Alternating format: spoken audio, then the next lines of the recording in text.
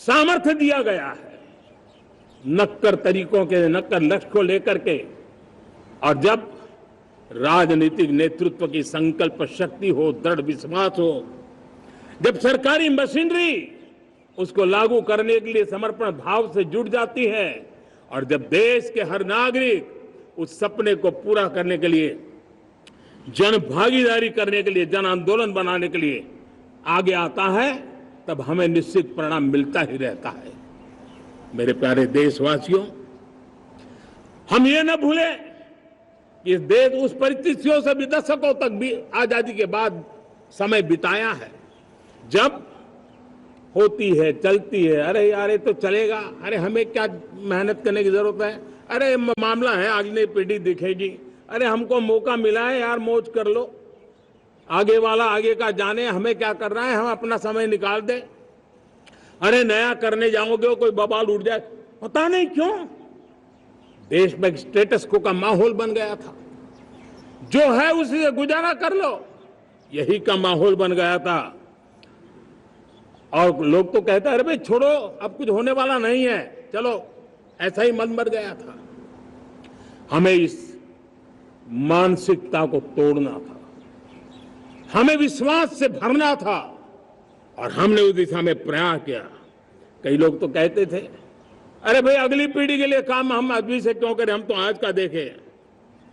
लेकिन देश का सामान्य नागरिक ये नहीं चाहता था, वो बदलाव के इंतजार में था, वो बदलाव चाहता था, उसकी ललक थी, लेकिन उसके सपनों को किसी ने तवज्जो नहीं दी, उसकी आशा आकांक्षाओं को, अपेक्षाओं को तवज्जो नहीं दी गई, और उसके कारण वो मुसीबतों को झेलते हुए गुजारा करता रहा, वो रिफॉर्म्स का इंतजार करता रहा।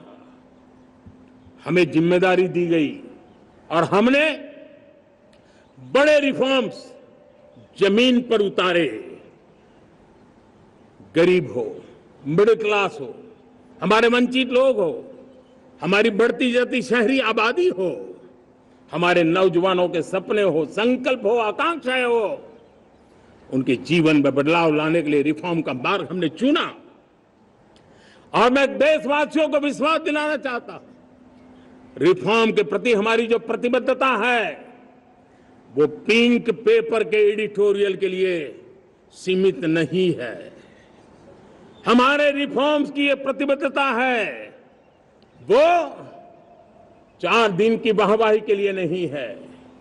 हमारी रिफॉर्म्स की प्रक्रिया किसी मजबूरी में नहीं है, देश को मजबूती देने के इरादे से है। और इसलिए मैं आज कह सकता हूं रिफॉर्म का हमारा मार्ग एक प्रकार से ग्रोथ की ब्लूप्रिंट बनी हुई है। ये हमारा रिफॉर्म, ये ग्रोथ, ये बदलाव, ये सिर्फ डिबेट क्लब के लिए, इंटेलेक्चुअल सोसाइटी के लिए, एक्सपर्ट लोगों के लिए सिर्फ चर्चा का विषय नहीं है। साथियों, हमने राजनीतिक मजबूरी के कारण नहीं किया है। हम जो कुछ भी कर रहे हैं वो राजनीति का भागा गुणा करके नहीं सोचते हैं। हमारा एक ही संकल्प होता है, नेशन फर्स्ट, नेशन फर्स्ट, राष्ट्रहित सुप्रीम, ये मेरा भारत महान बने, इसी संकल्प को लेकर के हम कदम उठाते हैं। साथियों, जब रिफॉर्म की बात आती है, एक लंबा परिवेश है, अगर मैं उसकी चर्चा में चला जाऊंगा तो शायद घंटों निकल जाएंगे, लेकिन मैं छोटा सा उदाहरण देना चाहता हूं। बैंकिंग क्षेत्र में जो रिफॉर्म हुआ, आप सोचिए बैंकिंग क्षेत्र का क्या हाल था, न विकास होता था, न विस्तार होता था, न विश्वास बढ़ता था। इतना ही नहीं, जिस प्रकार की कारनामे चले उसके कारण हमारे बैंक संकटों से गुजर रहे थे। हमने बैंकिंग सेक्टर को मजबूत बनाने के लिए अनेकविध रिफॉर्म्स किए, और आज उसका कारण हमारी बैंक विश्व में जो इन्हीं गुनी मजबूत बैंक के हैं, उसमें भारतीय बैंकों ने अपना स्थान बनाया है। और जब बैंक मजबूत होती है ना, तब फॉर्मल इकोनॉमी की ताकत भी बढ़ती है। जब बैंक की व्यवस्था बन जाती है, जब सामान्य खास करके मध्यम वर्ग के परिवार की जो रिक्वायरमेंट होती है उसको पूरा करने की सबसे बड़ी ताकत बैंकिंग सेक्टर में होती है। अगर उसको होम लोन चाहिए, उसको व्हीकल का लोन चाहिए, मेरे किसान को ट्रैक्टर के लिए लोन चाहिए, मेरे नौजवानों को स्टार्टअप के लिए लोन चाहिए, मेरे नौजवानों को कभी पढ़ने के लिए, एजुकेशन के लिए लोन चाहिए, किसी को विदेश जाने के लिए लोन चाहिए, ये सारी बातें उसे संभव होती है।